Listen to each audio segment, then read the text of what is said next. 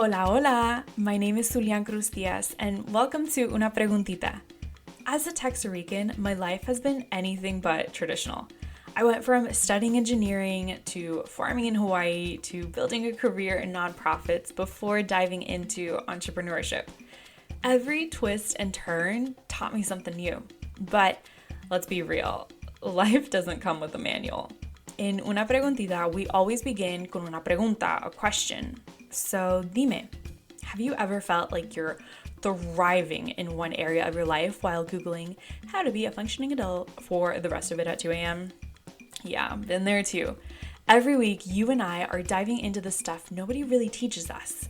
How to actually understand ourselves, build connections that matter, and handle those awkward conversations that keep us up at night.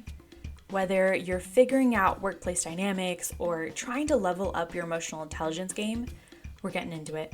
I'm bringing you big questions, tools, and strategies for you to build the life and career you want. No filtered perfection, just honest conversations and practical ways to grow into your unapologetic self. Grab tu cafecito, get comfy, and let's figure this out together. Esto es Una Preguntita, where curiosity and understanding leads to action. Vamos! Okay, amigui, this week's preguntita is, have you ever wondered why some people breeze through promotions while others get overlooked? Like, you're working hard, you're showing up, you're doing everything right, but it feels like something else is at play. Well, spoiler alert, it is called social capital. We always hear the term financial capital, right? Like, how much are you investing your money, right? How are you growing your income? But have we ever considered how are we investing in our social networks, or how are we building our relationships? When it comes to professional growth, social capital is the key. Who's in your corner? Who's talking you up when you're not in the room? So, story time. I remember when I graduated college, I was around 21 because I was the youngest in my class. And I was feeling really lost. I knew that I wanted to do meaningful work. I didn't really want to get into engineering, even though that is what my major was. But I really had no idea how to actually get what I wanted because I wasn't sure exactly what I wanted to begin with. Then my mom connected me and made one introduction. She connected me to Dr. Francisco Guajardo, and through him, I was able to actually have an internship in Hawaii. So Francisco was, and still is, incredibly well connected in the area of cultural richness and social justice. And so he started asking me questions like, have you considered X, Y, or Z? Have you talked to this organization yet? You know what? Let me connect you to somebody I know in Hawaii. And boom, I was connected to my future mentor now, Noelani Lee. A few conversations later, I was on a plane to the Hawaiian island of Molokai to live on a farm and work on a beautiful nonprofit, and it just completely changed the trajectory of my life. That opportunity shaped my career, my identity, and what was the start of me learning to grow into myself instead of molding myself to adjust to others. Never in my wildest dreams could I have imagined a path like this for myself. Y la clave was, I would have never found this opportunity on my own. Sure, I could have grinded, I could have applied to a million positions, but grit alone wouldn't have been enough. I needed people to advocate for me or connect me or open doors that I didn't even know existed. This experience made me realize that there's a key here. And we've been taught that success, and you could define what success is to you, whether that's leveling up, whether that's growing professionally, or whatever your definition is. We've been taught that success is just about working hard, but that's not the full picture. It leads me back to the question I asked earlier. Why do some people breeze through promotions while others get overlooked? Short answer is social capital. All right, let's break it down. Mira, here's the deal. If you grew up in a blue-collar family, most likely the values that you learned were to work hard, and working hard led directly to success. All you had to do was keep your head down, work hard, and trust that you'll be recognized. Sound familiar? If you're working a white collar position right now, mi amor, esto no sirve. This mentality just doesn't cut it. I know. In a white collar world, success is all about speed, visibility, and connections. If you've ever heard of the line, closed mouths don't get fed, it makes sense as to this working out in a white collar world, but not necessarily in a blue collar mentality. You have to utilize your network, your resources, and your relationships, not just your pure grit, to move you forward. So I want to ask you, really consider, which mindset are you operating in right now? Are you operating in the blue collar mindset, or are you operating in the white collar mindset? And is it helping you move forward, or is it keeping you stuck? Here's what happens when we stay in the blue collar mindset while working in a white collar job. You might get frustrated. You're doing all of the right things and you're working super hard, but somebody that might not actually be working that hard is getting ahead, right? Or you feel invisible, like your work should speak for itself, but it's just not. Or you miss out on opportunities. Why? Because you're waiting for somebody to notice you instead of you putting yourself in the right conversations. At this point, you're probably nodding your head because you or somebody you know has probably gone through these similar experiences. Building relationships, which FYI, people call networking, but it's just a simple term that means making professional friends. So aka networking equals making professional friends. Building these relationships is crucial for your professional growth. There are doors you don't even know that exist, right? Like think of that story that I just told you about me being able to work in Hawaii. I never knew that door existed. So think about it. There are entire industries, job roles, career paths that aren't even on your radar, but somebody in your network already knows about them and could be introducing you or bringing you into a new project. A single conversation can cut years off your learning curve and put you on a faster track to where you actually want to be or grow. The magical excitement about developing a strong social capital is that you don't know what opportunity is coming around, or you don't know from who it's coming from. Okay. So at this point, you're like, okay, Zulean, cool, but like, how do I do it? Like, I don't know where or how to start a relationship.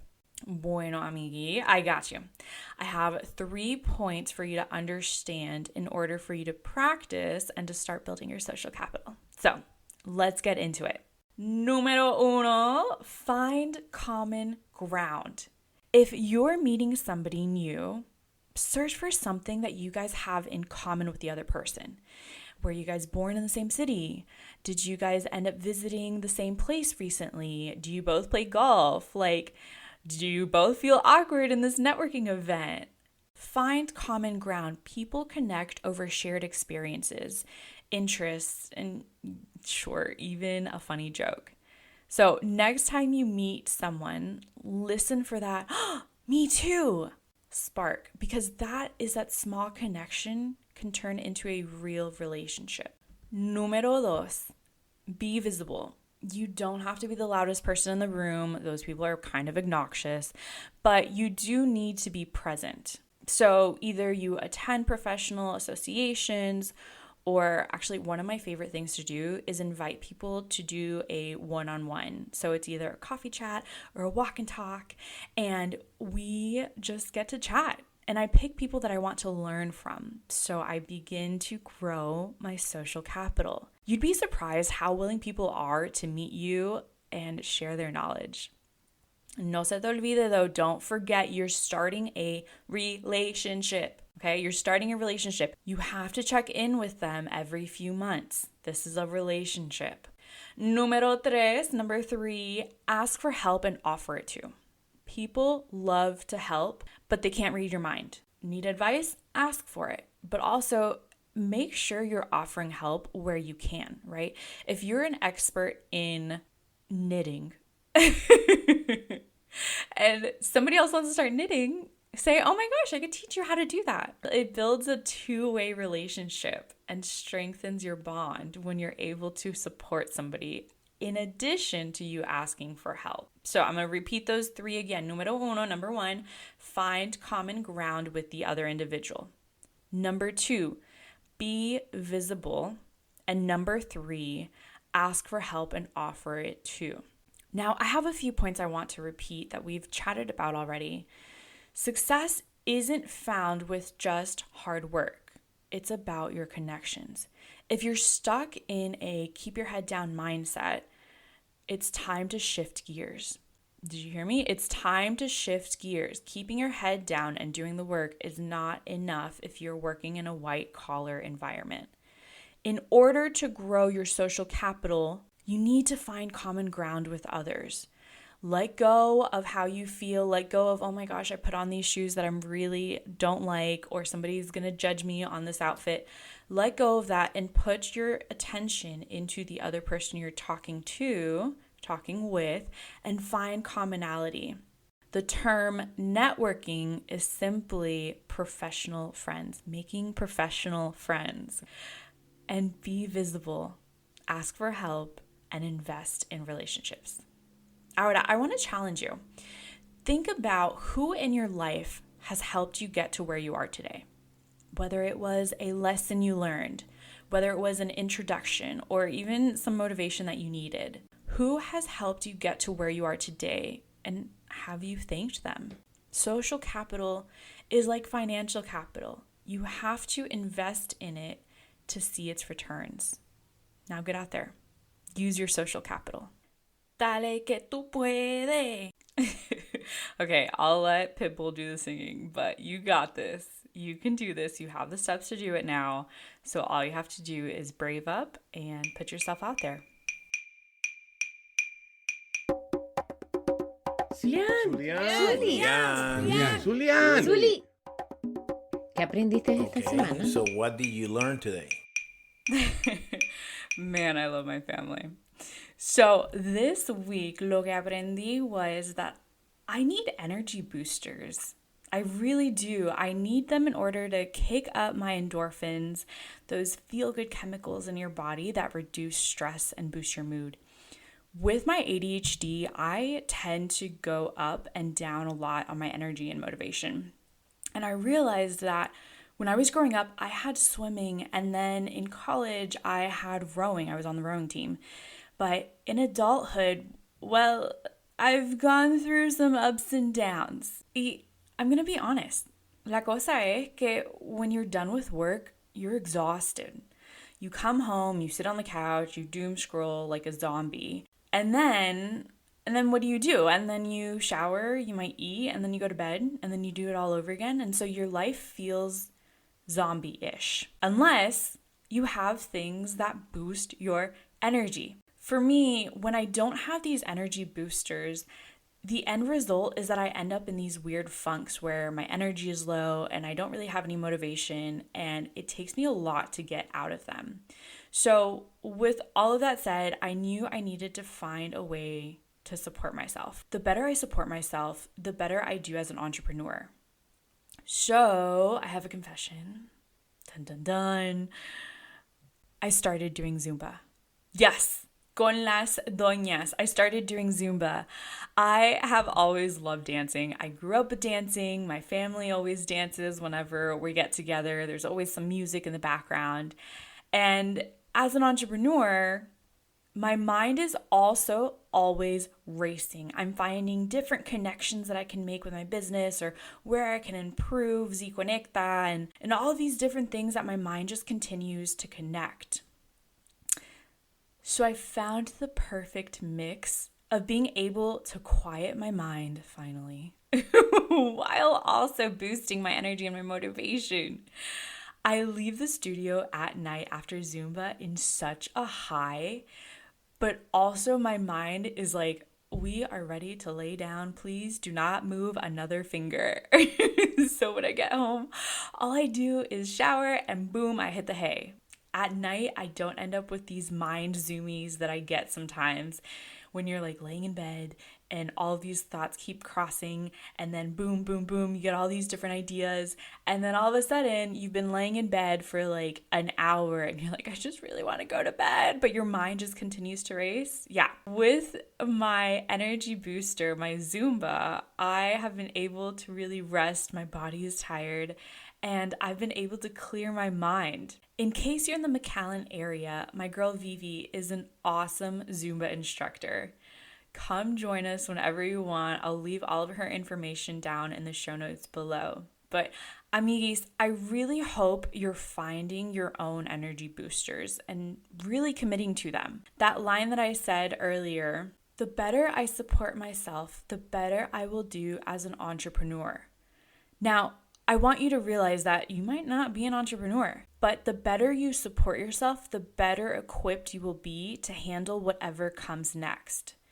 So, amigos, I really hope that you are finding your own energy boosters and really committing to them.